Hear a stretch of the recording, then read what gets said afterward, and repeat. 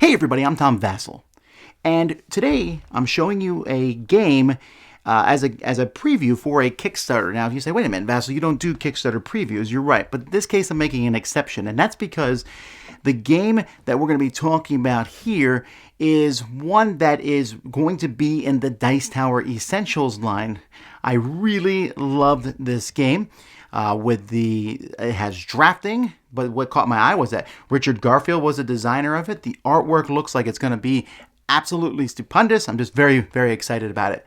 But before we go any farther, let me show you with a prototype. Remember, everything I'm going to show you here is prototype form. The artwork's not there yet. Minor rules might change as time goes by, but I want to give you kind of an idea of how this game plays and why I like it so much.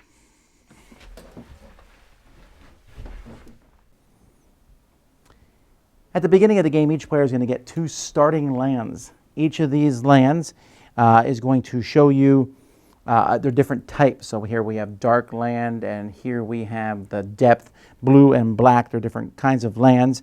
And you're going to put these in front of you, and they're going to give you a certain amount of land points of that type. So you're going to start with 2. The game is going to take place over 4 seasons. So you'll have 4 of these cards, and at the beginning of each season, you're going to flip it over, and it's going to usually match one of the land types. So this is Dream Season. So if anyone plays a Dream Monster, they get $2 the first time they do that. And at the end of the season, whoever has the most Dream Monsters, the most victory points worth of Dream Monsters, will get this card, which is worth victory points. You're then going to take a large deck of Carnival cards and deal 8 to each player. Those players are going to take a look at the different cards that they got, and they're going to take one card, keep that card in front of them, and pass the rest to their neighbor. In the first season, it's left and right, then left and right, whatever.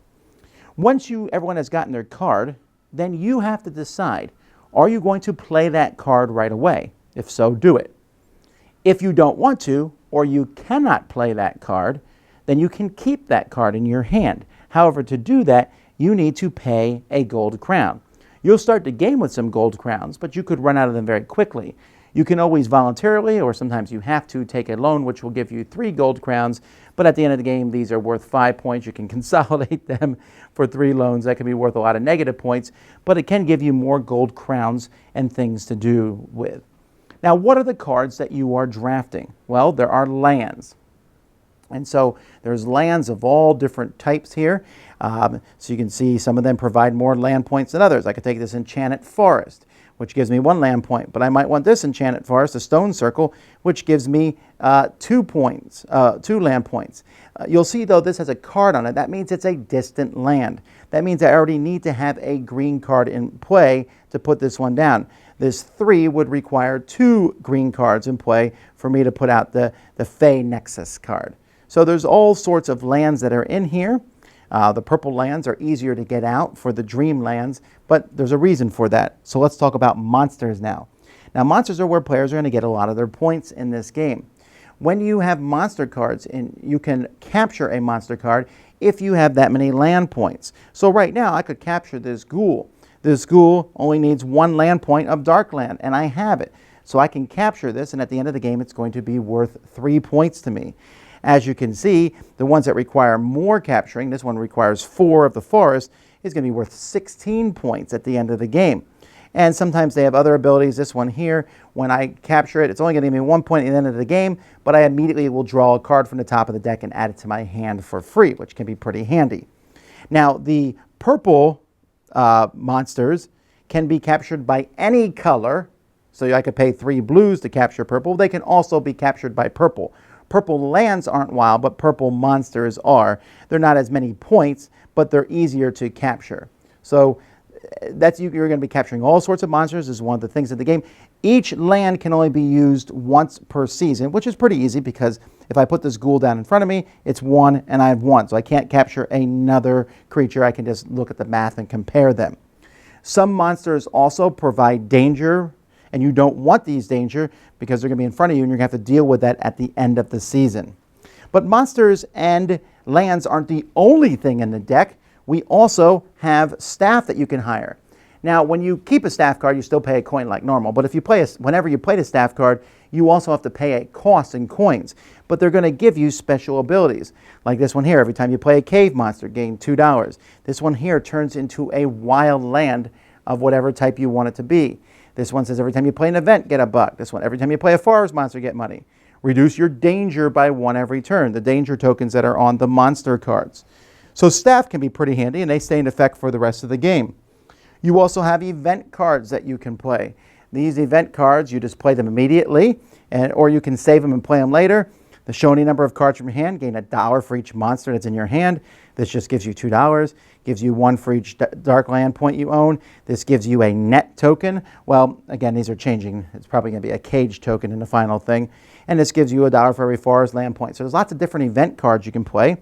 And then finally, there are point cards. These you have to keep. So you're going to have to pay a gold crown to keep these cards. But at the end of the game, this is 2 points for every area monster you have. This is 6 victory points if you didn't take loans. This is 1 victory point for each level 1 monster you have. 7 points if you have 3 or less different land types. So you can get a lot of points from these cards, but you have to save them and wait till the end of the game. Now, at the end of a season, everyone's going to look at the monsters they have in front of them and see danger. Okay, so this is 2 danger I need to take care of. One player is going to roll 3 dice. These dice are going to show 1 or 2 cages on them. So I roll these. Unfortunately, I rolled no danger types. Now, if I have these cages, I can cancel one of the danger points by spending those. But let's say I still had 1 left over, then I would have to pay 3 coins for that, or lose points for it, which is a bad thing. So danger can come back to hurt you. If you have danger, you're going to want to take these cage tokens. You're going to do this for 4 seasons. At the end of 4 seasons, you will get 1 point for every leftover cage. You'll get points for your gold. You'll lose points for your loans. You'll get points for the season cards that you managed to capture. Your monsters are going to give you victory points. And then the special victory point cards that you've gotten are going to give you points. And whoever has the most points is the winner of the game. It's a tough drafting game because you're going to be pulling on it like, oh yeah, I definitely want more lands. The more lands I have, the more monsters I can get. When the big monsters come by, you'll say, well, man, that monster is worth a lot of points. You know, and I might get this griffin here, and I don't have any of these cards, but it's going to be worth 6 points. I'm pretty sure I'll get some of these land cards, so I'll pay $1 to keep it now. And you also have to keep an eye on your economy and know when you're going to be spending these cards, maybe to get some money as some quick cash. Sometimes you'll take a card because the person after you could really use it, but then you might have to pay money for that. So you're keeping all this. There's a little economy, but it's pretty simple. You're just drafting cards and passing them to the next person. You're doing this 4 times, most points, winner of the game.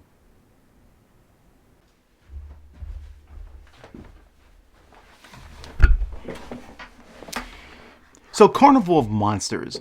This is a game that I'm really excited about. And here's one of the things I love. They are taking this game and Amigo has a special relationship. They're the ones who are kickstarting it. They have a special relationship with Richard Garfield. And they wanted to make this almost like a love letter to him. They're going to be having this really cool artwork in it. I'm playing this with a prototype. If you know me at all, not a big fan of prototypes. Why? Because I like to see the final stuff. I like to see the final artwork. I like this game a lot despite not having any of that artwork. And I can't imagine once that artwork's there how much more I'm going to enjoy it. Why do I like it? I like drafting anyway. And this game is drafting where you're sitting there and there's some tough choices. Because sometimes you take a card and you're like, I want to keep this for later. It's a big monster. I want to put out later. It's worth a lot of points. But I got to pay a coin. The economy in this game is tight. And you don't necessarily want those loans, but taking a few loans isn't going to hurt you sometimes if the points make up for it at the end of the game. And that's kind of this fascinating back and forth. But you also have to be careful because sometimes you're forced to take cards that you weren't planning to. So you might want to leave a few coins each round to do that. The game itself, I think, is going to appeal to Magic the Gathering players because, well, I know it has because I've played it with several Magic the Gathering players, and it has worked in those situations where you are drafting lands and getting creatures with them. Now, it's a very different thing. It's a very different way to play the game, but as the cards come by, you're like, okay, I want the staff because the staff are going to give me cool special abilities. I definitely want lands. Lands are really useful because I can get more monsters. I definitely want to take these monsters because they're points. And I definitely want to take these end game point things because I want to score points at the end of the game. So it has this feeling of everything looks good, but you can only take one and pass it on. The game is also not a very long game, and there's this huge deck of cards, so every game is going to be different. It has a fun theme, and there's also a little bit of that, the whole danger with the monsters coming after you. It just fits together in a really cool package. And so I was really excited when I heard about the game. After I played it, I said, yes, this is a game I really like, and I really want to put it in the Dice Tower Essentials line. So if you think this is good, I hope that you check out the Kickstarter and back it, and we get this fantastic artwork in this game. And then we can see it, and everyone else can enjoy it as much as I do. I'm Tom Vasel. You've been watching The Dice Tower. See you next time.